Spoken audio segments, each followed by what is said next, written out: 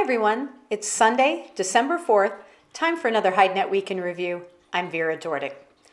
Starting with Europe, editor Andrea Guolo says that the supply of hides outweighs tannery capacity and that this is driving price dynamics there right now.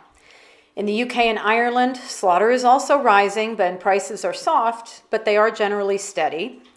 The British 36 plus ox is still at 80 to 85 cents sterling in kilos, and in Ireland, the price is 90 cents in euros per kilo. European bull supplies are plentiful, and although sellers have certain requests, the sales are not up to those levels and prices remain soft. Northern German bulls are selling at €1.10 per kilo for the 40 plus kilo selections.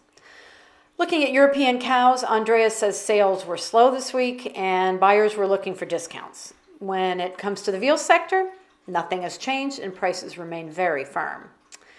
In his analysis, Andrea notes that slaughter is really intense and supply is quite plentiful, but demand, not so much. He also discusses the pressures across the market.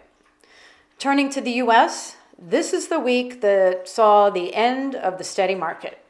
Buyers are reluctant to buy, especially at steady levels. And overall, if sellers want to move hides, the price has to be lower.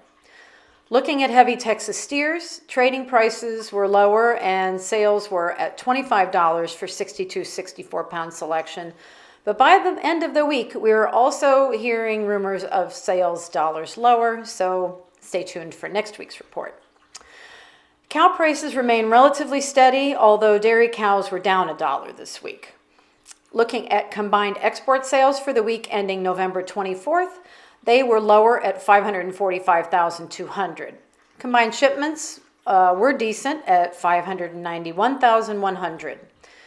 Estimated slaughter for the week ending December 3rd was 663,000, and that's 11% higher than the previous week's 596,000, but then that was the Thanksgiving holiday week. From South America, editor Ronald Guiel reports that fresh hides were stable this week. Raw material was at $1.20 per kilo. And the reference price of TR1 was also unchanged this week at 64 cents per square foot. Other Latin origins remain under pressure and some did see reductions this week. In other news from Brazil, the country's footwear industry generated 43,500 jobs through October. A Sintical took its first sustainability mission to the U.S. And from elsewhere in Latin America, we have Argentina's September and clothing footwear sales in malls saw high growth.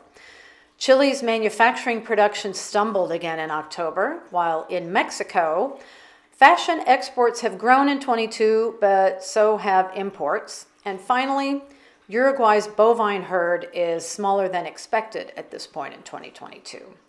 So that is all we have for today, and until next week, good night from HideNet.